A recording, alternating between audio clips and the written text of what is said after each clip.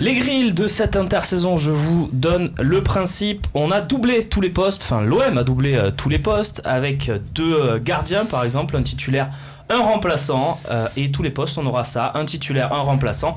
Votre rôle à tous les 4, c'est de me dire qui on garde, qui on laisse éventuellement partir, qui on force à partir, qui on amène à la gare, à l'aéroport, etc.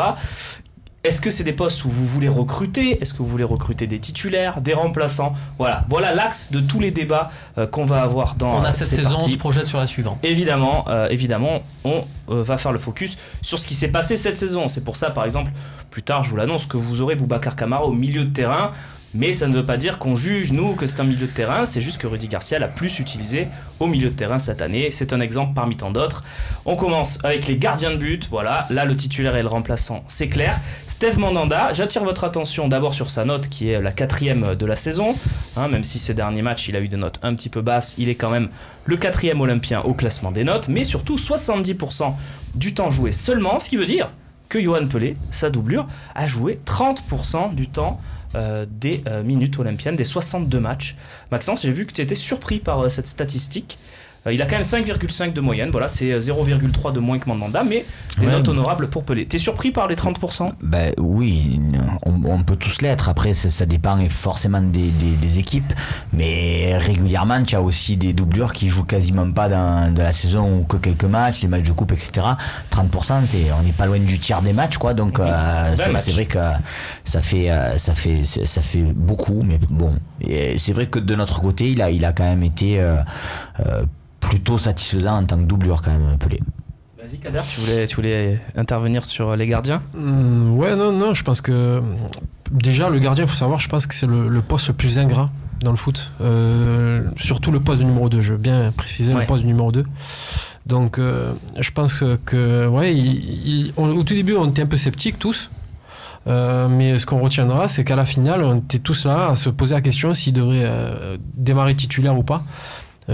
Parce que le gardien, c'est beaucoup dans la tête. Et c'est vrai que quand on n'a pas joué pendant des mois et des mois, c'est difficile. Donc au tout début, on était un peu sceptique. Et puis au fur et à mesure du temps, il a confirmé, notamment le dernier match avant la finale en Coupe d'Europe, où il a fait un gros match. Francis, ça va vite avec Yoann Pelé, parce qu'il y a une période dans la saison où on se disait vite que Steve Mandanda revienne, et finalement il fait un super match contre Leipzig au Vélodrome, il fait un super match à Salzbourg en demi-finale, et on se dit finalement il a fait le job, Yoann Pelé, c'était très bien, alors qu'il y a un moment on se disait à chaque fois qu'il y a un tir c'est but. Souvenez-vous, ça va très vite avec Yoann Pelé quand même. Moi je m'excuse, mais j'aurais une démarche j'aurais une démarche totalement différente, enfin pas totalement mais un peu différente de la vôtre. C'est-à-dire que si on prend un joueur après l'autre et qu'on dit celui-là, vous allez peut-être en changer 10 quoi, et vous allez demander à tous les supporters, ils vont changer l'équipe. Moi ce qui m'intéresse, c'est d'avoir un budget, de savoir quel est l'investissement qu'on peut faire pour les transferts, et de savoir quel est le niveau de masse salariale. Alors après, par exemple, je vais dire que c'est pas une priorité quoi, de changer quoi que ce soit là-dessus. On va essayer d'établir l'ordre des priorités. On va cibler autre chose quoi. On va être obligé, parce que franchement, dans un club, c'est comme ça qu'on travaille. On peut pas faire autrement que d'avoir les deniers. Et sinon, vous dites j'en prends 10 ou j'en prends 15, c'est parfait. Mais c'est pas comme ça que ça marche, c'est pas possible. Donc pour moi, pour répondre à cette question, c'est vrai que Pelé a été un très bon numéro 2, voire presque un numéro 1, que Mandanda a fini un peu avec ses dégagements dans l'axe un peu de manière un peu chaotique, mal fini sa saison, peu chaotique, mais pour moi c'est pas une priorité. Le niveau du poste de gardien de but, je repars avec ces deux. Très bien. Romain, on a vu ton interview de Gourtner, si vous ne l'avez pas vu, le gardien d'Amiens sur le site du petit coup de cœur à ce poste de la saison. Tu lui as demandé pourquoi pas être doublure, ça veut dire que tu veux plus du Yoann Pelé? Non, mais je pense aussi qu'il faut penser à l'avenir en fait, tout simplement, et je me dis que c'est une opportunité. Pour moi, Gourtner, c'est un Laurent Bonnard en puissance, c'est un mec qui peut se révéler à l'OM, et je me dis pourquoi pas, si ça coûte pas cher et compagnie. Voilà. Il est libre? Oui. Il va prolonger. Là, est-ce que tu penses franchement qu'il faut mettre un peu d'argent sur une doublure de gardien de but? Et exactement, je pense que c'est pas du tout la priorité. Voilà. Je te rejoins totalement. C'est-à-dire que si tu as l'opportunité Gourtner, tu trouves une porte de sortie à Pelé, mais par exemple, je ferai jamais un chèque à Yoann Pelé pour lui dire trouve-toi un club, il faut que tu t'en ailles. Donc je suis sur la ligne de Francis. D'accord. Faut pas oublier, parce qu'on reste, c'est toujours pareil, on reste sur les 2 derniers matchs de Mandanda, là c'est relance. Faut pas oublier qu'il a été élu gardien de la saison en Ligue 1. Voilà. Donc même si on en a discuté, c'était le processus de vote est un peu discutable de l'UNFP.